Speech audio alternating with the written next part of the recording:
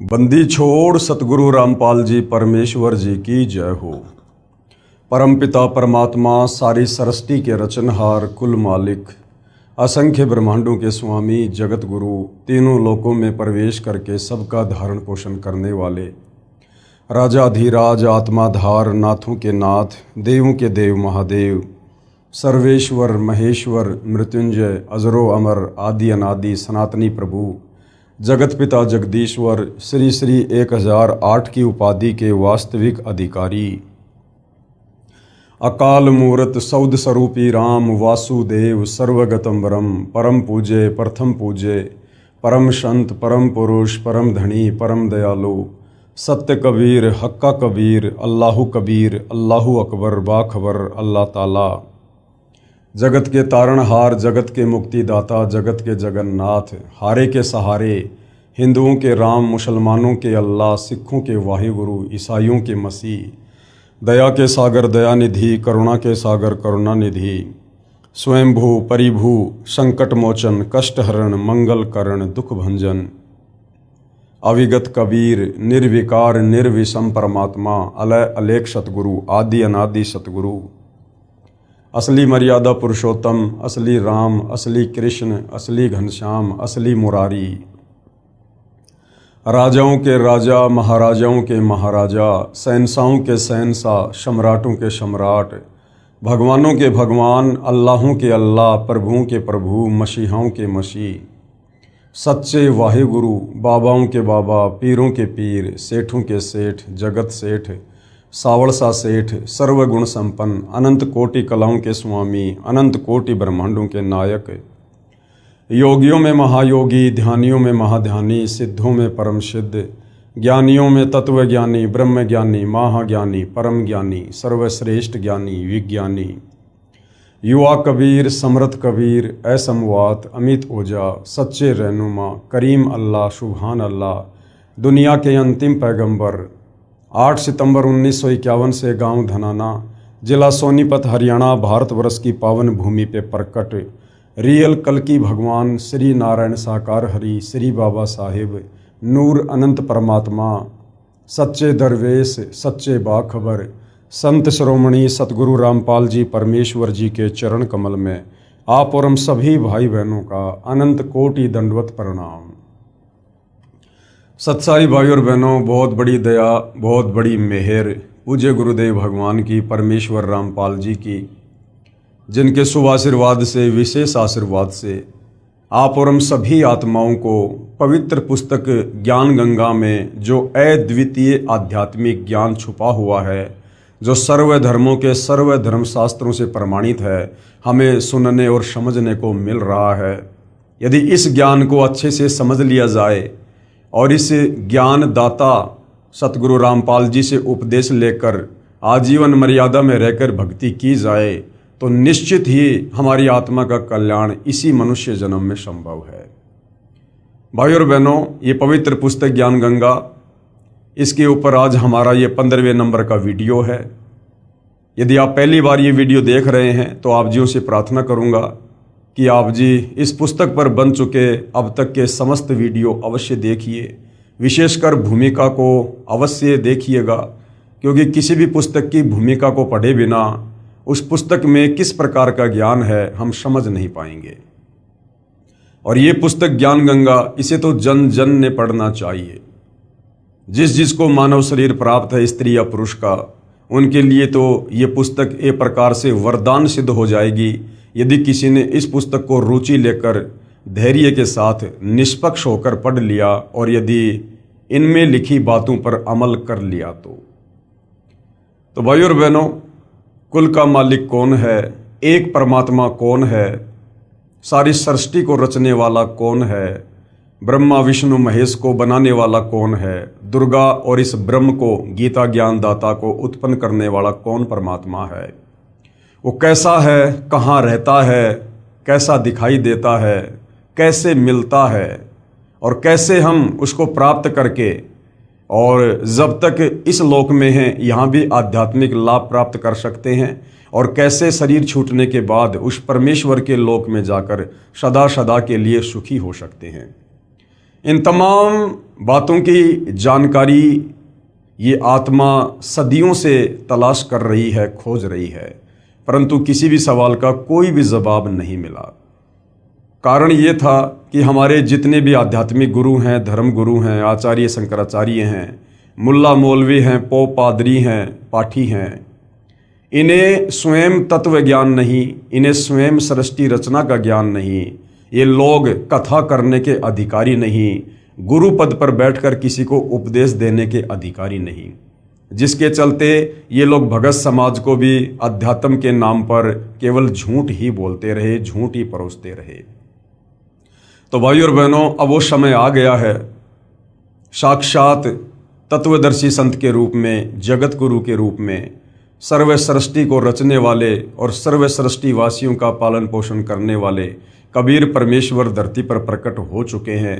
यदि आवश्यकता है तो थोड़ा अध्यात्म में रुचि लेकर और उनके द्वारा लिखी पवित्र पुस्तक को पढ़ने की है, उनके सत्संग सुनने की है।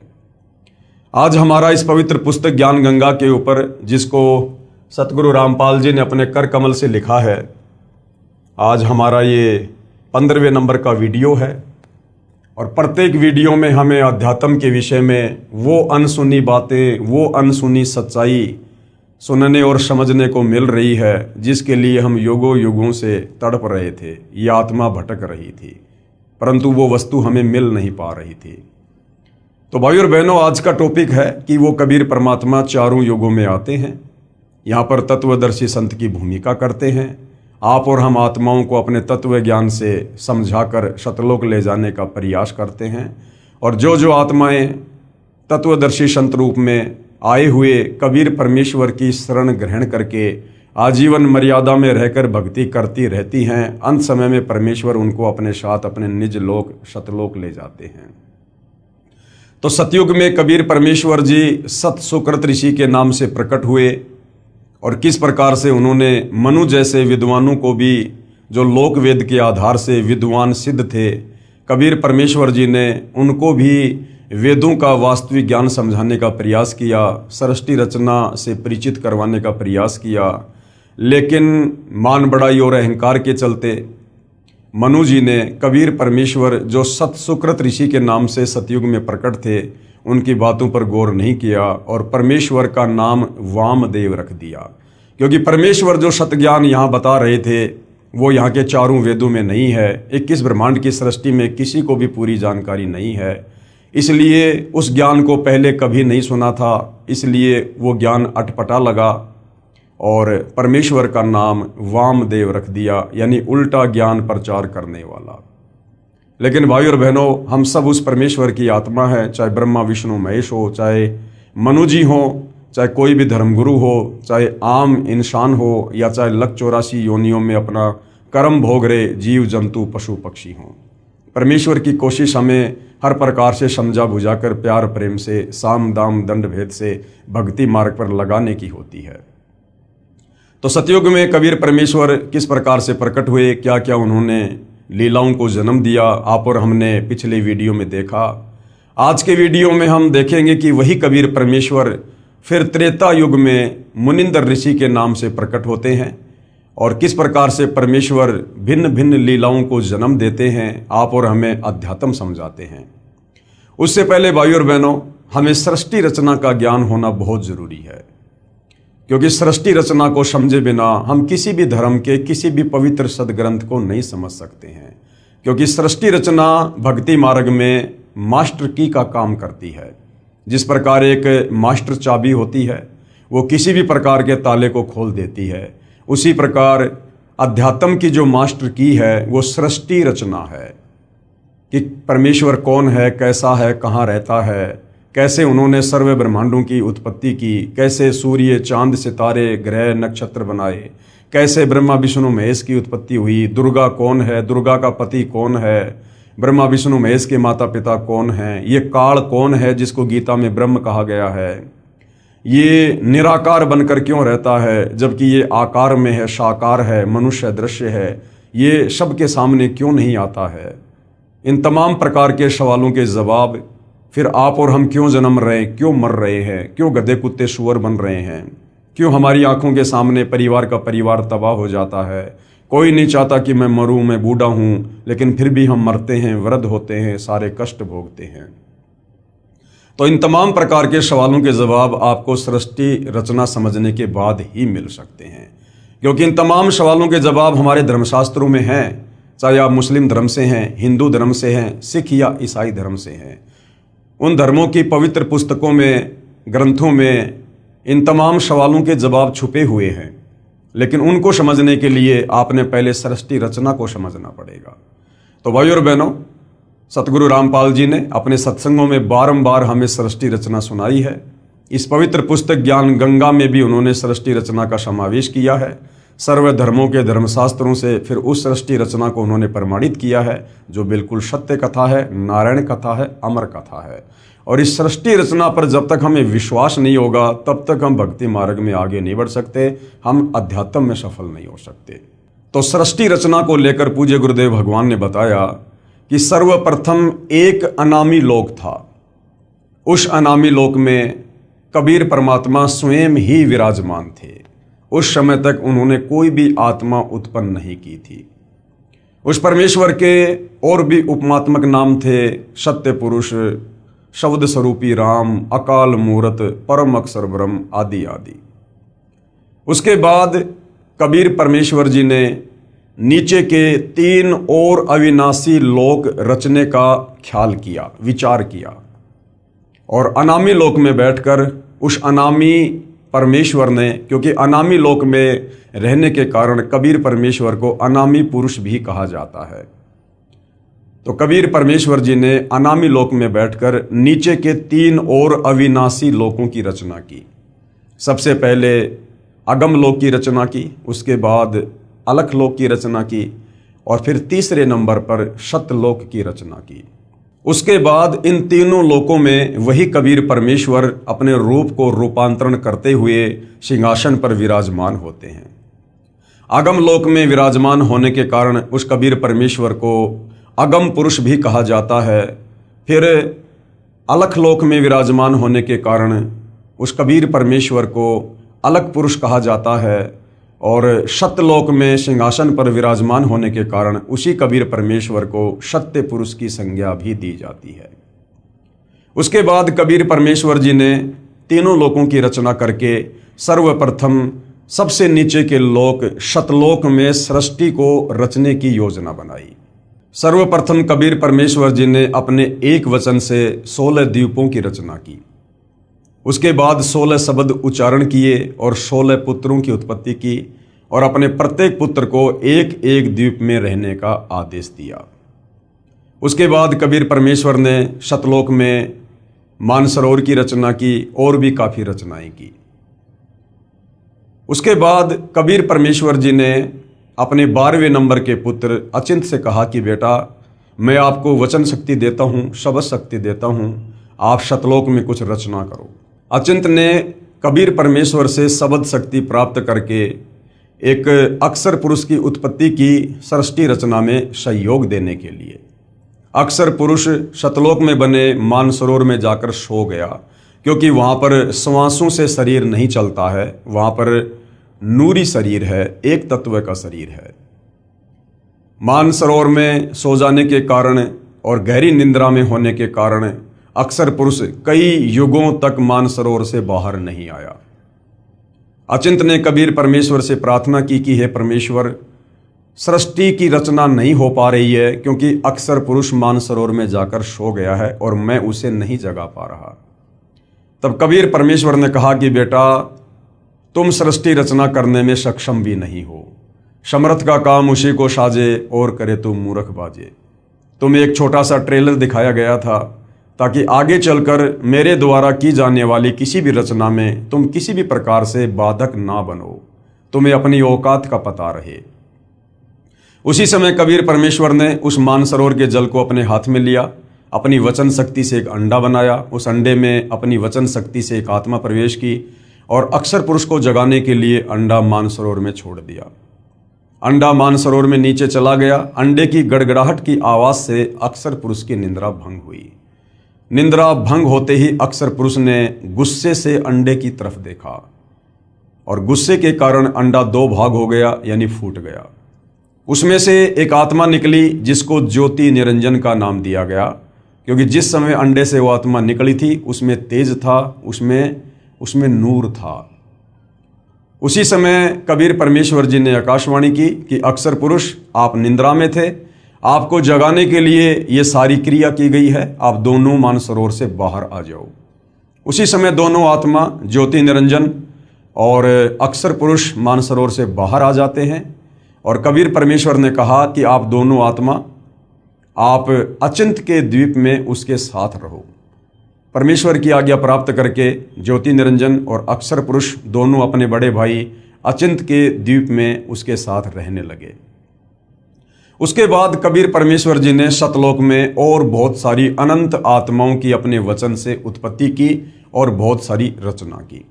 काफ़ी समय बीत जाने के बाद ज्योति निरंजन के मन में एक खरपतवार उत्पन्न हुई कि हमारे बाकी 15 भाई एक एक द्वीप में अलग अलग रह रहे हैं और हम तीनों एक ही द्वीप में रह रहे हैं, क्यों ना परमेश्वर से अलग से राज्य प्राप्त किया जाए। उसके लिए इस ज्योति निरंजन ने सतलोक में एक पैर पर खड़ा होकर तप करना शुरू कर दिया।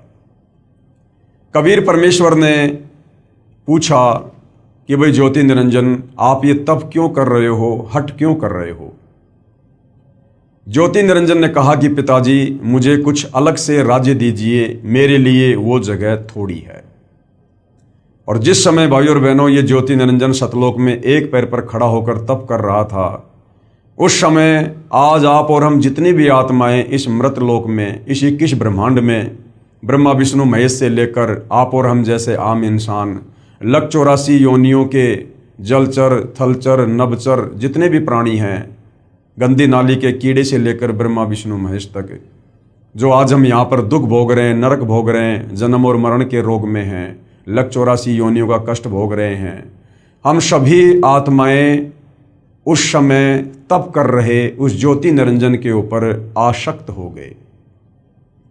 कबीर परमात्मा ने हमें बीच बीच में बहुत सावधान किया कि बच्चों, ये नादान है, इसकी नादानी को मत देखो, ये अपने कर्म फोड़ रहा है। आप आत्माओं को किस बात की कमी है?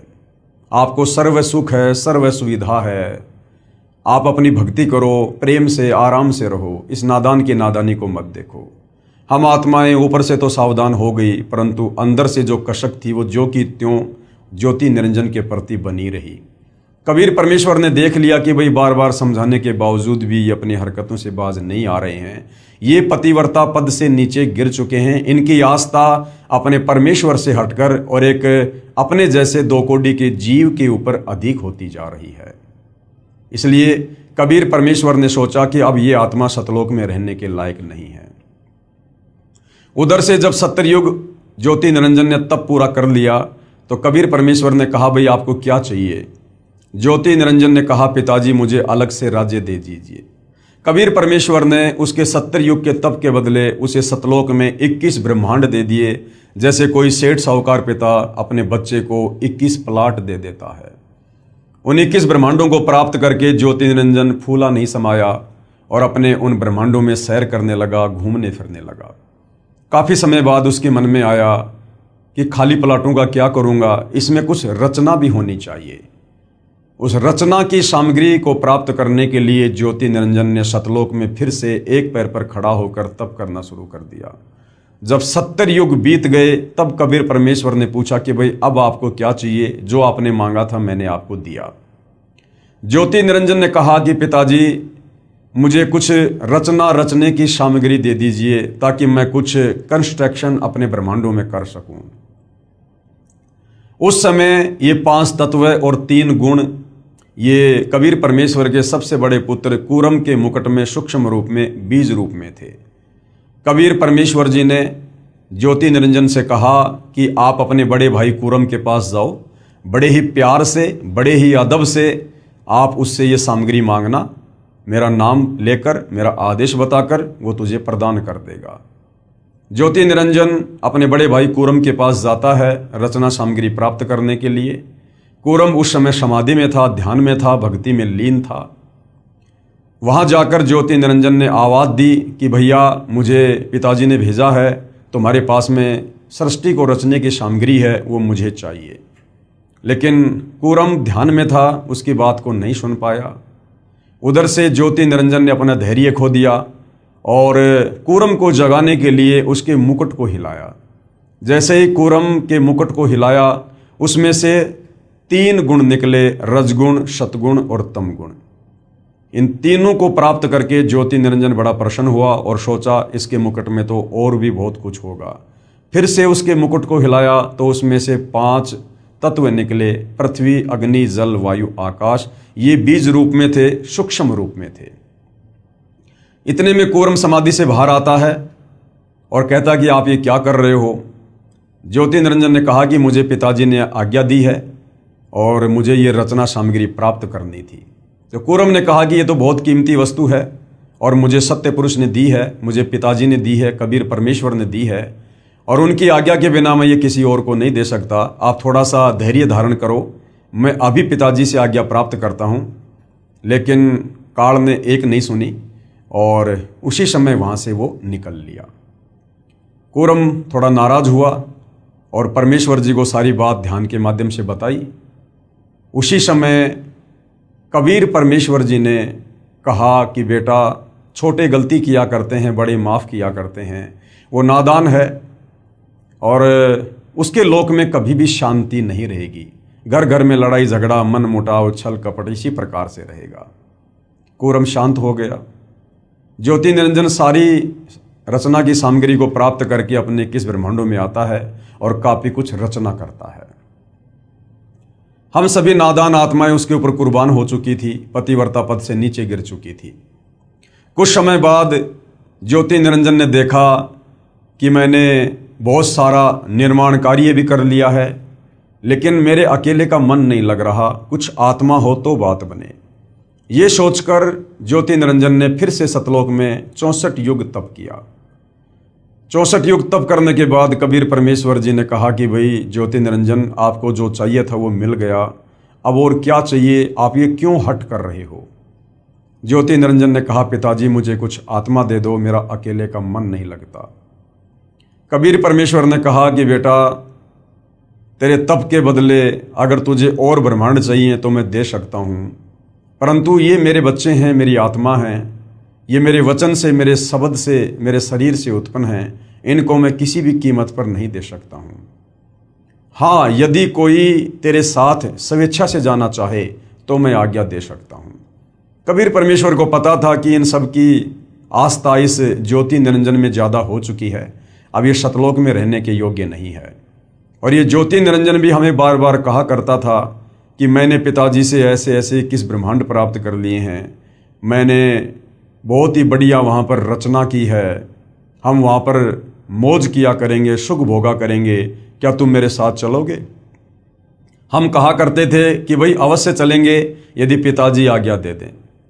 तो ज्योति निरंजन ने कहा कि पिताजी, कुछ आत्माएं हैं जो मेरे साथ जाना चाहती हैं। परमेश्वर ने कहा ठीक है भाई, मेरे सामने स्वीकृति दिलवा दे, मैं उनको भेज दूंगा। ज्योति निरंजन और कबीर परमेश्वर हम सभी आत्माओं के पास आते हैं और परमेश्वर जी कहते हैं कि भाई कौन कौन हंस आत्मा है जो इस ज्योति निरंजन के साथ इसके 21 ब्रह्मांडों में जाना चाहती है। चारों तरफ सन्नाटा छा गया, किसी की बोलने की हिम्मत नहीं हुई। तो कबीर परमेश्वर ने कहा, भाई ज्योति निरंजन, आप तो कह रहे थे कि कुछ आत्माएं मेरे साथ जाना चाहती हैं, यहाँ तो कोई कुछ नहीं बोल रहा। इतने में एक आत्मा ने सर्वप्रथम हाथ खड़ा किया और कहा, पिताजी मैं जाना चाहता हूँ। उस आत्मा की देखा देखी फिर असंख्य आत्माओं ने हाथ खड़े कर दिए कि कहीं सारी लूट, सारी मौज 21 ब्रह्मांडों में ये अकेला ही ना लूट ले। असंख्य आत्माओं ने हाथ खड़े कर दिए। कबीर परमेश्वर ने कहा, ठीक है भाई ज्योति निरंजन, आप अपने 21 ब्रह्मांडों में जाइएगा, मैं इन तमाम आत्माओं को तुम्हारे पास अपने हिसाब से भेज दूंगा। ज्योति निरंजन अपने 21 ब्रह्मांडों में चला जाता है। पीछे से कबीर परमेश्वर ने सर्वप्रथम जिस हंस आत्मा ने काल के साथ जाने के लिए हाथ खड़ा किया था, उसकी एक युवा लड़की बनाया, सुंदर लड़की बनाया। और हम जितनी भी आत्माएं थी, तमाम आत्माओं को परमेश्वर जी ने सूक्ष्म रूप में उस लड़की के अंतःकरण में डाल दिया, जिसका नाम उन्होंने अष्टंगी रखा, आस्ट्रा रखा, आदि माया रखा, जिसको आगे चलकर दुर्गा भी कहा गया। वही शेरा वाली माता दुर्गा। हम सभी आत्माओं को दुर्गा के अंतःकरण में सूक्ष्म रूप में डाल दिया और कहा, बेटी मैंने तुझे सबद शक्ति दे दी है, जितनी आत्मा ज्योति निरंजन कहेगा तू उत्पन्न कर सकती है। उस समय उस आदि माया दुर्गा को जो है वो प्रजनन इंद्री नहीं थी, क्योंकि सतलोक में किसी को भी प्रजनन इंद्री नहीं है। और कबीर परमेश्वर ने अपने पुत्र सहजदास के द्वारा दुर्गा को ज्योति निरंजन के पास भिजवा दिया। सहजदास दुर्गा को ज्योति निरंजन के पास उसके 21 ब्रह्मांडों में छोड़कर आ जाता है और सारी बात बताकर आ जाता है। सहजदास के आने के बाद ज्योति निरंजन के मन में खरपतवार उत्पन्न हुई, क्योंकि पहले ही वो 3 गुण प्राप्त कर चुका था, जिसमें एक गुण है रजगुण। रजगुण के प्रभाव से वो विषय वासनाओं से ग्रस्त हुआ और लड़की के युवा रंग रूप को देखकर उस पर आसक्त हो गया और उसके साथ में बलात् करने का प्रयास करने लगा। दुर्गा ने कहा कि भाई आप ऐसा जुल्म ना करो, आप मेरे बड़े भाई हो, आपको परमेश्वर ने पहले अंडे से उत्पन्न किया है, बाद में हमें अपने वचन से किया है, आप मेरे बड़े भाई हो, भाई बहन का ये दुष्कर्म बहुत बड़ा पाप होगा। मेरे पास में सबद शक्ति है, आप जितनी आत्मा चाहोगे मैं उत्पन्न कर दूंगी। परंतु विषय वासनाओं से बहुत अधिक प्रभावित होकर इस ज्योति निरंजन ने दुर्गा की एक भी बात नहीं सुनी और अपने नाखूनों से जबरदस्ती अपनी सिद्धि से दुर्गा को स्त्री इंद्री लगाने का प्रयास किया। दुर्गा ने सूक्ष्म रूप बनाया और इस ज्योति निरंजन के मुख के माध्यम से उसके पेट में जाकर शरण ली और वहां से फिर कबीर परमेश्वर को याद किया कि हे पिताजी मेरी रक्षा करो। कबीर परमेश्वर वहां अपने पुत्र जोगजीत, जिसको योग संताइन भी कहते हैं, जो परमेश्वर के 16वें नंबर का पुत्र है, उसका रूप बनाकर वहां पर प्रकट होते हैं। और कबीर परमेश्वर जी इस ज्योति निरंजन से कहते हैं कि भाई ज्योति निरंजन, तूने बहुत बड़ी गलती की है, सतलोक में ऐसा गंदा कर्म करने की सोच रखने वाले को भी नहीं रखा जा सकता। मैं श्राप देता हूं, आज के बाद तेरा नाम काल होगा। इतना कहते ही उसका पूरा शरीर काला हो गया, उसके लंबे लंबे दांत, ओछा माथा, विकराल चेहरा, और कहा कि आज के बाद तू 1 लाख मानव शरीरधारी आत्माओं के सूक्ष्म शरीर से निकली वासना को, गंध को, मैल को खाया करेगा। ये मैं तुझे श्राप देता हूं और इसी समय मेरे आदेश से तू अपने 21 ब्रह्मांडों को लेकर सतलोक से दूर चला जा।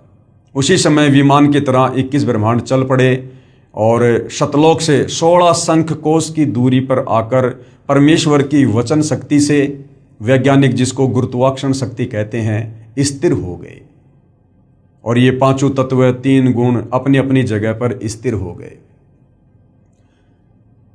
सतलोक से 16 शंख कोश की दूरी पर आने के बाद इस ज्योति निरंजन ने दुर्गा से कहा कि दुर्गा, अब मैं अपनी मनमानी करूंगा, अब मेरा कौन क्या बिगाड़ लेगा, मुझे जो सजा मिलनी थी मिल चुकी है। और दुर्गा के साथ में जबरदस्ती करने का प्रयास करने लगा। दुर्गा ने फिर समझाया कि भाई देख, सर्वप्रथम तो तू मेरा बड़ा भाई है, मैं तेरी छोटी बहन हूँ, उसके बाद मैं तेरे पेट से बाहर आई हूँ, मैं तेरी बेटी हुई, बाप बेटी का, भाई बहन का ये कुक्रम महापाप का भागी होगा, आप ऐसा ना करो। मेरे पास वचन शक्ति है परमेश्वर की दी हुई, कबीर भगवान की, आप जितनी आत्मा चाहोगे मैं उत्पन्न कर दूंगी। परंतु रजोगुण के प्रभाव से प्रभावित होने के चलते इसने दुर्गा की एक नहीं सुनी और इसने दुर्गा के साथ में शादी की, पति पत्नी व्यवहार किया और इसने 3 पुत्रों की उत्पत्ति की। सबसे बड़े का नाम ब्रह्मा रखा, उससे छोटे का विष्णु, तीसरे नंबर वाले का शंकर, और तीनों को एक एक गुण से युक्त कर दिया। और इसने अपने इन 21 ब्रह्मांडों को 4 महाब्रह्मांडों में सेट कर दिया। एक महाब्रह्मांड में इसने 5 ब्रह्मांडों को सेट किया और एक महाब्रह्मांड के बराबर एक ब्रह्मांड में ये स्वयं ऊपर रहता है, जिसको ब्रह्मलोक कहते हैं, जहाँ पर इसने तपतशिला बना रखी है, जहाँ ये प्रतिदिन 1 लाख मानव शरीरधारी आत्मा, स्त्री या पुरुष जो मरते हैं, उनके सूक्ष्म शरीर से निकली वासना को वहाँ पर भून भून के खाता है। और उसके बाद तीनों पुत्रों को इस काल ने अचेत कर दिया। एक पुत्र को इसने, जो सबसे बड़ा है ब्रह्मा, उसको कमल के फूल के ऊपर अचेत करके लेटा दिया। दूसरे वाले पुत्र विष्णु को शेषनाग की सैया के ऊपर अचेत करके लेटा दिया। तीसरे नंबर के पुत्र शिव जी को, शंकर को इसने कैलाश पर्वत पर अचेत करके बैठा दिया और दुर्गा से कहा कि दुर्गा, तुम इनकी अचेत अवस्था में तुम इनकी परवरिश करो और मेरे आदेश से तुम इनको चेतना में लाना। उसके बाद इस काल ने दुर्गा से कहा कि दुर्गा, 3 पुत्रों की उत्पत्ति हो चुकी है, तीनों पुत्र एक एक गुण युक्त हो चुके हैं। अब तुम इन तीनों पुत्रों के माध्यम से आगे सृष्टि की रचना करो, मेरे भोजन की व्यवस्था करो, जीवों की उत्पत्ति करो। और काल ने कहा कि आज के बाद मैं किसी को भी दर्शन नहीं दूंगा। दुर्गा ने कहा, क्या तुम अपने तीनों पुत्रों को भी दर्शन नहीं दोगे? तो ब्रह्म, गीता जी में जिसको ब्रह्म कहा गया है, ये ज्योति निरंजन काल, इसको क्षर पुरुष भी कहते हैं। क्षर का मतलब होता है नाशवान, जिसका जन्म और मरण हो। तो इस ब्रह्म अर्थात काल ने कहा कि मैं अपने तीनों पुत्रों को भी दर्शन नहीं दूंगा, ये मेरी मजबूरी है। यदि मैंने इनको दर्शन दे दिए तो ये मेरे वास्तविक रूप से परिचित हो जाएंगे और फिर ये सवाल करेंगे कि आपका इतना भूंडा चेहरा कैसे है। और सच पता चलने पर कि मुझे रोजाना 1 लाख मानव शरीरधारी आत्माओं को खाना पड़ता है, तो ये कभी भी मेरे लिए संतान उत्पत्ति नहीं करेंगे, जीवों की उत्पत्ति नहीं करेंगे, इस पाप में भागी नहीं बनेंगे। तो ये अपने पुत्रों को भी दर्शन नहीं देता है। और इसने दुर्गा से कहा कि दुर्गा, अब तुम तीनों पुत्रों को सचेत करो। दुर्गा ने तीनों पुत्रों को सचेत किया और तीनों को आपस में इकट्ठा किया और काल के आदेश से दुर्गा तीनों पुत्रों को समुद्र मंथन पर लेकर गई। समुद्र मंथन पर ले जाकर सर्वप्रथम काल ने वहाँ पर 4 वेद जो है वो प्रकट किए और काल के आदेश से दुर्गा ने 4 वेद ब्रह्मा जी को दे दिए। ब्रह्मा जी ने जब वेदों को पढ़ा तो पता चला कि कोई और है ब्रह्म, कोई ब्रह्म है, वो सहशरीर है, तेजोमय शरीर है। उससे पहले जब ये ब्रह्मा दुर्गा से पूछा करता था कि हमारा पिता कौन है, तो ये दुर्गा काल के डर से सच नहीं बताती थी और कह देती थी कि बेटा मैं ही तेरी माँ हूँ, मैं ही तेरा पिता हूँ। लेकिन जब ब्रह्मा जी ने वेदों में पढ़ा कि कोई और ब्रह्म है जो आकार में है, साकार है, मनुष्य जैसा है, उसको प्राप्त किया जा सकता है, तो ब्रह्मा ने कहा कि माँ मुझे तेरी बातों पर अब यकीन नहीं है। पहले जब मैं पूछा करता था हमारा पिता कौन है, तो आप कहती थी कि मैं ही तेरा पिता हूँ। अब जब मैंने वेद पढ़ लिए, वेदों में लिखा है, अब मैं पूछ रहा हूँ तो आप कह रही हो कि तुम्हारा पिता है लेकिन वो दर्शन नहीं देगा। माँ मुझे आपकी इस बात पर यकीन नहीं है, मैं तो अपने पिता के दर्शन करके रहूँगा।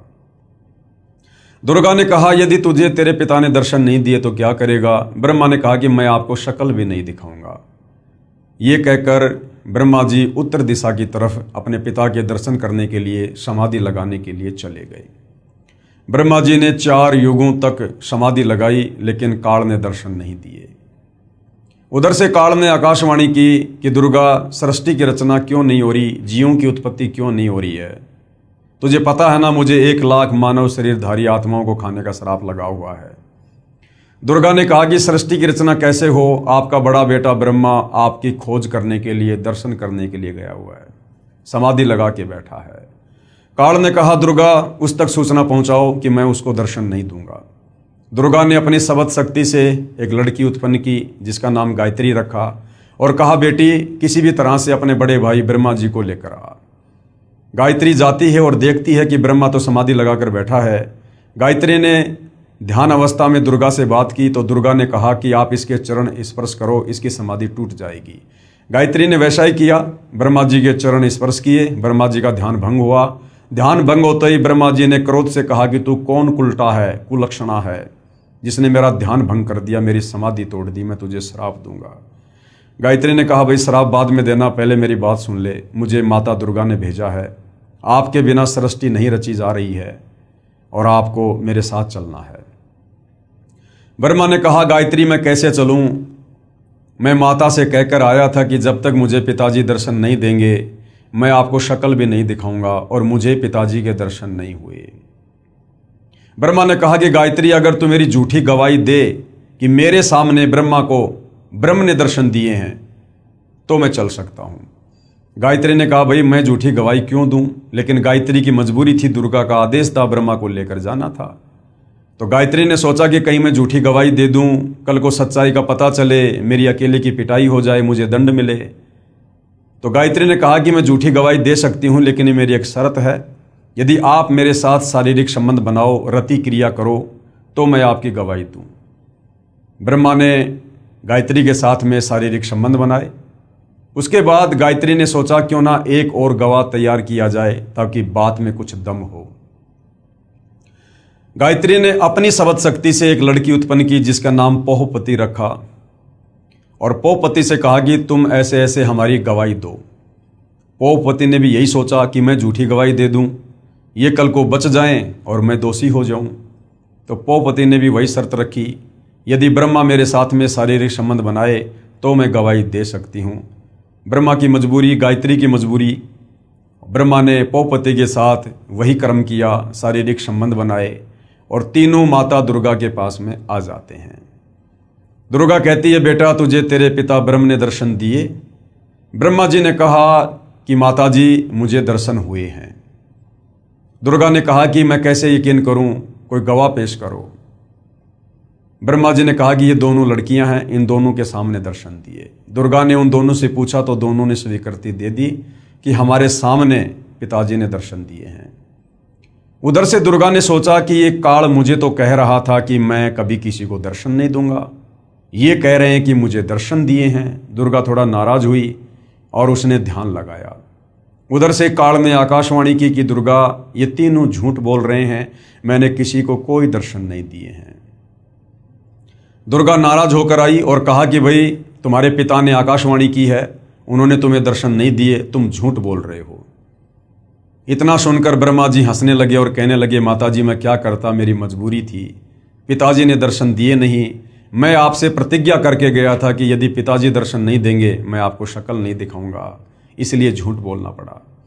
उसी समय दुर्गा ने काल प्रेरणा से गुस्से में आकर अपने बड़े बेटे ब्रह्मा को श्राप दे दिया कि जग में तेरी पूजा नहीं होगी और तेरे वंशज भी तेरे जैसे झूठे होंगे, पाखंडी होंगे। ब्रह्मा जी के वंशज हैं धर्मगुरु, आचार्य, शंकराचार्य, विद्वान लोग हर धर्म के, और आज ये लोग वही कर रहे हैं जैसा श्राप दुर्गा ने ब्रह्मा को दिया था कि लोगों को ठगना, झूठ बोलना, धर्म कर्म के नाम पर पाखंड करना, मिथ्या प्रचार करना, ये तेरे वंशज करेंगे। और आज ब्रह्मा के वंशज धर्मगुरु वही कर रहे हैं, शास्त्रों के विरुद्ध ज्ञान ही समाज को दे रहे हैं। इतना सुनकर ब्रह्मा जी बेहोश हो गए और दुर्गा ने फिर गायत्री को श्राप दिया जिसने झूठी गवाही दी थी कि तू मृत लोक में यानी पृथ्वी लोक पर गाय बनेगी और तेरे कई कई सांड जो है वो पति होंगे। उसके बाद पोहपति को श्राप दिया कि तू मृत लोक में पृथ्वी लोक पर गंदगी में पैदा होने वाला पौधा बनेगी, तेरा नाम केवड़ा केतकी होगा और तेरे फूल किसी भी पूजा आदि में शुभ कार्यों में काम नहीं आएंगे। हरियाणा में केवड़ा केतकी को कुशोंदी कहते हैं, जिसके फूल किसी काम नहीं आते। उसके बाद दुर्गा ने अपने दूसरे पुत्र विष्णु से कहा कि बेटा तू भी अपने पिता के दर्शन करने का प्रयास कर ले, कहीं बाद में जाके फिर बाधा उत्पन्न करे। विष्णु जी भी माता की आज्ञा प्राप्त करके अपने पिता ब्रह्म के दर्शन करने के लिए नीचे पाताल लोक में चले गए कि कहीं एकांत में बैठ के समाधि लगाऊंगा। पाताल लोक में शेषनाग का आधिपत्य था। शेषनाग ने देखा ये मेरे लोक में मेरी आज्ञा के बिना बेधड़क होकर भला कौन आ रहा है, इसको मजा चखाना चाहिए। शेषनाग ने अपने 1000 फणों से जहर की फुंकार छोड़ दी और श्री विष्णु जी का रंग नीला हो गया, ब्लैक हो गया। विष्णु जी ने सोचा कि मैंने इसको कुछ कहा नहीं, कुछ बिगाड़ा नहीं और बेवजह इसने मेरे साथ ऐसा व्यवहार किया है, मेरा शरीर बिगाड़ दिया, मैं अभी इसको मजा चखाता हूँ। जैसे ही विष्णु आगे बढ़े उधर से काल ने आकाशवाणी की कि बेटा विष्णु अभी तू इसको कुछ मत बोल, इसका बदला मैं तुझे द्वापर युग में दूंगा, जब तू श्री कृष्ण रूप में जाएगा अवतार धारण करके। उस समय ये कालीदय में कालिया नाम का नाग होगा कालिंद्री में, उस समय तू अपना बदला लेना और अपनी माँ को जाके सच सच बता दे। अगर तूने झूठ बोला तो तेरी हाल भी वही होगा जो ब्रह्मा का हुआ। विष्णु वापस चला जाता है अपनी माता के पूछने पर कि बेटा तुझे तेरे पिता ने दर्शन दिए, तो विष्णु जी ने सच सच कह दिया कि माता जी मुझे दर्शन नहीं हुए। दुर्गा बड़ी प्रसन्न हुई और विष्णु जी को आशीर्वाद दिया कि बेटा तू सत्यवादी होगा, जगत में तेरी पूजा होगी। उसके बाद दुर्गा अपने तीसरे नंबर के पुत्र शिव जी के पास जाती है और कहती है कि बेटा तू भी अपने पिता के दर्शन करके देख ले, तेरे दोनों भाइयों को तो तेरे पिता ने दर्शन दिए नहीं। इस मामले में शंकर जी बड़े होशियार निकले। शंकर जी ने कहा कि माता जी, जब मेरे दोनों बड़े भाइयों को पिता ने दर्शन नहीं दिए तो मेरा तो दर्शन के लिए प्रयास करना ही व्यर्थ है। लेकिन माता जी मेरे ऊपर एक दया कर दो, मुझे अमर बना दो, मैं मृत्युंजय हो जाऊं, मैं कभी ना मरूं। क्योंकि सतलोक में हम मरा नहीं करते थे, मृत्युंजय थे, अविनाशी थे, अजरो अमर थे। तो दुर्गा ने कहा कि बेटा इस 21 ब्रह्मांड में तो ऐसा कोई भी नहीं है जो जन्म लेगा और मरेगा नहीं। बेटा ये मेरे वश से बाहर की बात है। हाँ मैं ये कर सकती हूँ, तुझे एक विधि बता सकती हूँ ध्यान लगाने की, समाधि लगाने की, जिससे तेरी उम्र तेरे भाइयों से बड़ी हो जाएगी। बोला माँ वही उपकार कर दो। दुर्गा ने उसको 10वें द्वार में श्वासों को रोककर ध्यान लगाने की विधि बताई, क्योंकि हमारा शरीर श्वासों पर टिका हुआ है। जितनी श्वासें हम उतने ही जीवित रहते हैं। तो शंकर जी हम देखते हैं ज़्यादातर समाधि में रहते हैं, 10वें द्वार में जाकर और अपनी श्वासों को रोककर ध्यान लगाते हैं, जिस कारण से इनकी लंबी उम्र है। कंप्लीट प्रोसीजर होने के बाद काल ने दुर्गा से कहा कि दुर्गा अब इन तीनों को एक बार फिर से समुद्र मंथन पर लेकर जा और जो जो वस्तु इनको निकले आप इनको दो, आप इनकी शादी करो। दुर्गा अपने तीनों पुत्रों को लेकर समुद्र मंथन पर जाती है। समुद्र मंथन होता है और वहाँ पर दुर्गा स्वयं जल के अंदर छुप जाती है और अपने 3 रूप धारण करती है। समुद्र मंथन होने के बाद में दुर्गा पूछती है कि बच्चों पहले क्या वस्तु निकली? तो ब्रह्मा जी ने कहा कि ये 3 लड़कियां निकली हैं। सबसे पहले ये वाली लड़की निकली है। दुर्गा ने उसका नाम सावित्री रखा और कहा कि आज से ब्रह्मा ये तेरी पत्नी होगी और तुम अपने लोक में जाकर और खुशी खुशी रहो। दूसरे नंबर पर जो लड़की निकली उसका नाम सावित्री रखा और विष्णु जी से शादी कर दी और विष्णु लोक में भेज दिया। तीसरे नंबर पर जो लड़की निकली थी उसका नाम उमा रखा, पार्वती शंकर जी से शादी कर दी और कहा बेटा जाओ। उधर से काल ने पहले ही तीनों को एक एक गुण से युक्त कर दिया था, रजगुण ब्रह्मा, शतगुण विष्णु और तमगुण शंकर।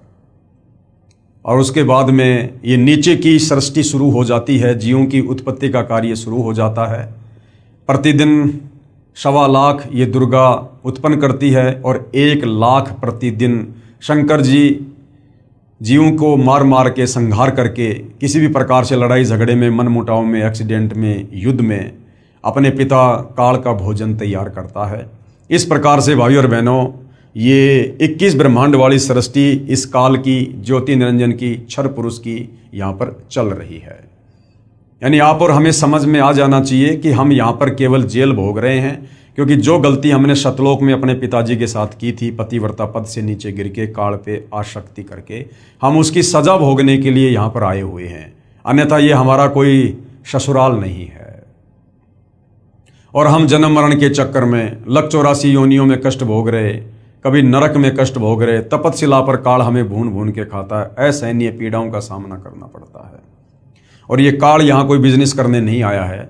इसने सतलोक में जो तप करके गलती की और दुर्गा के साथ जिस प्रकार से दुर्व्यवहार करने का प्रयास किया उस सच्चे लोक में, उसकी सजा इसने पाई। और यहाँ पर प्रतिदिन 1 लाख मानव शरीरधारी आत्माओं के सूक्ष्म शरीर से निकली गंध को, मैल को ये खाता है। उसके लिए ये यहाँ पर अपने तीनों पुत्रों के द्वारा दुर्गा के माध्यम से जीवों की उत्पत्ति करवाता है और उनका संहार करवाता है।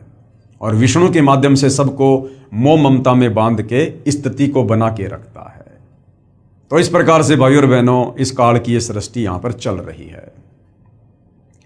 उसके बाद सतलोक में जो अक्षर पुरुष था, जो अक्षर पुरुष उस ज्योति निरंजन और अचिंत के साथ एक द्वीप में रहा करता था, अक्षर पुरुष के मन में आया कि क्षर पुरुष यहां से जा चुका है, ज्योति निरंजन यहां से जा चुका है 21 ब्रह्मांड लेके, और वो तो बहुत ज्यादा मौज मस्ती कर रहा होगा, बड़े सुख भोग रहा होगा, बड़े आनंद में होंगे लोग जो उसके साथ गए हैं। ये सोचकर अक्षर पुरुष ने भी सतलोक में जो भक्ति करते हैं, सार नाम का जाप करते हैं, सार नाम का जाप भी किया और साथ में चिंतित रहने लगा, व्याकुल रहने लगा अपने साथी ज्योति निरंजन की याद में। कबीर परमेश्वर ने उसे भी सावधान किया कि बेटा आप ये गलती ना करो, आप पतिव्रता पद से नीचे मत गिरो, आपको यहाँ पर सर्व सुविधा है, आपको जो चाहिए आप बोलो, आप एक जीव के ऊपर आसक्त क्यों हो रहे हो। लेकिन अक्सर पुरुष भी अपनी हरकतों से बाज नहीं आया। काफी समय बाद कबीर परमेश्वर ने पूछा कि बता तुझे क्या चाहिए। अक्सर पुरुष ने कहा कि पिताजी मुझे भी अलग से राज्य प्रदान कर दो। कबीर परमेश्वर ने अक्सर पुरुष को 7 शंख ब्रह्मांड दे दिए। नील शंख, 7 शंख ब्रह्मांड, 7 शंख ब्रह्मांडों को प्राप्त करके अक्सर पुरुष भी बड़ा प्रसन्न हुआ। उधर से सतलोक में जो अन्य आत्माएं थी जिन्होंने पहले काल के साथ 21 ब्रह्मांड में जाने की स्वीकृति नहीं दी थी, हाथ खड़ा नहीं किया था, लेकिन सब कुछ देख रहे थे, उन आत्माओं के मन में भी रह रहकर विचार आने लगा कि काश हम भी हाथ खड़ा कर देते तो हम भी आज काल के साथ, ज्योति निरंजन के साथ 21 ब्रह्मांड में होते और हम सर्व सुख भोगते। ऐसा उन्होंने क्यों सोचा? क्योंकि उन्हें केवल इतना ही पता था कि ज्योति निरंजन यहां से 21 ब्रह्मांड और बहुत सारी आत्माओं को लेकर अलग से राज्य कर रहा है और वो तो बड़े सुख भोग रहा होगा। उन्हें इस बात का नहीं पता था कि किस प्रकार से परमेश्वर ने उसको श्राप देकर और सजा काटने के लिए यहां से बाहर भेजा है और उस लोक में आत्माएं कैसे कैसे नरक भोग रही हैं। आज आप और हमें पता है हम कितना सुख भोग रहे हैं, जन्म मरण के चक्कर में पड़े हैं। मनुष्य जन्म में भी हम सुखी नहीं हैं। कभी एक्सीडेंट हो जाता है, कभी आंख फूट जाती है, पैर टूट जाता है, लकवा मार जाता, बीमार हो जाते हैं, आंखों के सामने बेटा बेटी मर जाते हैं, हमारी अकाल मृत्यु हो जाती है। उसके बाद लक 84 योनि में गधे, कुत्ते, सुअर, कीट पतंग, गंदे नाले का कीड़ा बनकर दुख भोगते हैं। कुत्ता बनकर टट्टी खाते हैं, सुअर बनकर लैट्रिन खाते हैं, गोबर खाते हैं। फिर हमें नरक में ठोका जाता है, नरक में असहनीय पीड़ा भोगते हैं और हर मनुष्य जन्म के बाद हम तपतशिला पर जाते हैं। काल हमें भून भून कर हमारी वासना निकाल कर खाता है।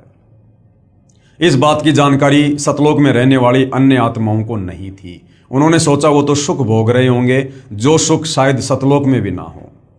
ये सोचकर वो आत्माएं भी चिंतित रहने लगी और अक्सर पुरुष जब चिंतित रहता था तो उसकी चिंता पर आसक्त हो गए कि देखो किस प्रकार से ये उन्मुना सा रहता है, ना किसी से ज़्यादा बोलता ना चलता और किस प्रकार से यादों में खोया रहता है। यानी साथ में अक्सर पुरुष के ऊपर भी आत्माएं आसक्त हो गई। परमेश्वर ने उन आत्माओं को भी बहुत ज़्यादा सावधान किया, लेकिन वो भी अपनी हरकतों से बाज नहीं आए और पतिव्रता पद से नीचे गिरते चले गए। अंत में अक्सर पुरुष ने कहा जी मुझे कुछ आत्माएं दे दो, मैं अकेला कैसे रहूँगा। कबीर परमेश्वर ने कहा भाई यदि कोई तेरे साथ जाना चाहेगा तो भेज दूंगा, बाकी अपनी तरफ से मैं अपने बच्चों को आपके पास नहीं भेजूंगा। अक्सर पुरुष को पता था कि बहुत सारी आत्माएं मेरे ऊपर आसक्त हैं, मेरे साथ जाना चाहती हैं। उसने कहा पिताजी बहुत सारी आत्माएं मेरे साथ जाना चाहती हैं। कबीर परमेश्वर ने कहा ठीक है भाई आप मेरे सामने हाँ भरवा दो, मैं आज्ञा दे दूंगा। अक्सर पुरुष और कबीर परमेश्वर दोनों उन आत्माओं के पास गए और कहा भी कौन कौन है जो अक्सर पुरुष के साथ इसके 7 संग ब्रह्मांडों में जाना चाहती हैं। काफ़ी समय तक सन्नाटा छाया रहा, किसी ने हाथ खड़ा नहीं किया। अंत में दुर्गा की तरह एक आत्मा ने दुस्साहस किया, हाथ खड़ा किया और कहा पिताजी मैं जाना चाहता हूँ। कबीर परमेश्वर ने कहा ठीक है भाई। बाकी देखम देखा अनंत आत्माओं ने भी हाथ खड़े कर दिए कि कहीं हम तो पहले ही रह गए थे, हमने पिछली बार भी हाथ खड़ा नहीं किया था, अब की बार रह गए तो कहीं मामला न बिगड़ जाए। अनंत आत्माओं ने हाथ खड़ा कर दिया। कबीर परमेश्वर जी ने अक्सर पुरुष से कहा कि भाई अक्सर पुरुष आप अपने 7 संग ब्रह्मांडों में जाओ, मैं अपने हिसाब से इन आत्माओं को भेजूंगा। कबीर परमेश्वर ने ठीक उसी प्रकार सबसे पहले हाथ खड़ा करने वाले हंस को एक युवा लड़की बनाया, सुंदर लड़की बनाया और अन्य सभी आत्माओं को सूक्ष्म रूप में उसके अंतःकरण में फीड कर दिया। उस लड़की का नाम ईश्वरी माया रखा और उसे 7 संग ब्रह्मांडों में भिजवा दिया और कहा कि बेटी मैंने तुझे वचन शक्ति दे दी है, जितनी आत्मा वो चाहे तू उत्पन्न कर देना। ईश्वरी माया अक्सर पुरुष के पास चली जाती है। उस समय तक ये लोग सतलोक में ही थे। परमात्मा ये देखना चाहते थे कि क्या ये अक्सर पुरुष भी वो गलती करेगा जो गलती उस काल ने दुर्गा के साथ बलात्कार करने की। उस समय तक कबीर परमेश्वर ने स्त्री इंद्री ईश्वरी माया को नहीं लगाई थी। अक्सर पुरुष के पास जाते ही अक्सर पुरुष ने जब लड़की को देखा, रूप रंग निखरा हुआ, युवा शरीर, सुंदर, उसके मन में भी वही दोष उत्पन्न हुआ। परंतु अक्सर पुरुष ने वो गलती नहीं की जबरदस्ती करने की जो ज्योति निरंजन ने की थी। अक्सर पुरुष ने ईश्वरी माया से सहमति ली, शारीरिक संबंध बनाने की, पति पत्नी व्यवहार करने की। ईश्वरी माया ने उसको सहमति प्रदान कर दी और दोनों ने अपनी सहमति से जो है वहाँ पर शारीरिक मिलन किया, पति पत्नी व्यवहार किया, जिसके चलते अक्सर पुरुष के सात्संग ब्रह्मांडों में तपतशिला का कष्ट नहीं है। जीवों को भून भून के नहीं खाया जाता है। बाकी कष्ट ज्यों के त्यों जो 21 ब्रह्मांड में है, जन्म और मरण का, काम धंधा करके खाना पीना, और ये लक 84 योनियों में गधा कुत्ता शुअर, कभी आंख फूटना, कभी एक्सीडेंट होना, और नरक में जाना, राग द्वेष ईर्ष्या मान बढ़ाई, छल कपट निंदा चुगली चोरी जारी, सब कुछ ऐसी व्यवस्था अक्सर पुरुष के सात्संग ब्रह्मांडों में है। केवल तपतशिला का कष्ट नहीं है, ये आत्माओं को खाता नहीं है, क्योंकि इसने वो गलती नहीं करी जो गलती काल ने दुर्गा के साथ सतलोक में जबरदस्ती करके की थी। तो इस प्रकार से कबीर परमेश्वर ने सतलोक के ही एक कोने में अलग से और सात्संग ब्रह्मांडों को बांध कर रख दिया। अपनी मर्जी से वापस सतलोक में ना तो अक्सर पुरुष आ सकता, ना ईश्वरी माया आ सकती, और ना वो तमाम आत्माएं जो उसके सात्संग ब्रह्मांडों में है। इस प्रकार से कबीर परमेश्वर ने इस संसार रूपी वृक्ष की रचना की, जिसका जिक्र गीता जी अध्याय 15 श्लोक नंबर 1 से 4 में है कि अर्जुन, जो संत महात्मा इस संसार रूपी वृक्ष के प्रत्येक विभाग को बता दे कि कौन भगवान कैसा है, किसकी कितनी क्षमता है, सृष्टि की रचना कैसे हुई है, ये 21 ब्रह्मांड कैसे उत्पन्न हुए, सात्संग ब्रह्मांड कहाँ से आए हैं, जो इस संसार रूपी वृक्ष को सभी विभागों सहित बता दे, तत्व ज्ञान से बता दे, पूरी सृष्टि रचना को समझा दे, वो तत्वदर्शी संत महात्मा है। उसकी शरण में जाकर भक्ति करने से आप मेरे यानी काल के 21 ब्रह्मांडों से मुक्त होकर वापस सतलोक जा सकते हो। तो भाई और बहनों, वो परम शक्ति, वो परम पुरुष, महापुरुष, वो तत्वदर्शी संत वर्तमान में आज धरती पर सतगुरु रामपाल जी हैं, जिन्होंने संसार रूपी पीपल की वृक्ष का चित्र बनाकर अपने सत्संगों में हमें पूरी सृष्टि रचना को समझाया है। जो सृष्टि रचना आपने अभी अभी मौखिक सुनी, और जो सृष्टि रचना कंप्लीट इस पवित्र पुस्तक ज्ञान गंगा में लिखी हुई है, जिस पर वीडियो बन चुके हैं, जो सर्व धर्मों के सर्व पवित्र धर्म शास्त्रों से प्रमाणित है। उसके बाद भाइयों और बहनों, जब हम यहाँ काल के किस ब्रह्मांड में आकर असहनीय पीड़ा भोगने लगे, कष्ट भोगने लगे, गधे कुत्ते सुअर बनने लगे, आत्मा रोने लगी, अपने परमपिता को याद करने लगी।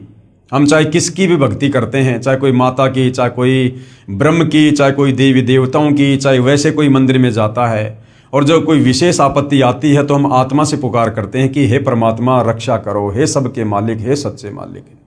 क्योंकि आत्मा को पता है कि हमारा मालिक कोई और है, ये देवी देवता नहीं है, ये पत्थर पानी नहीं है।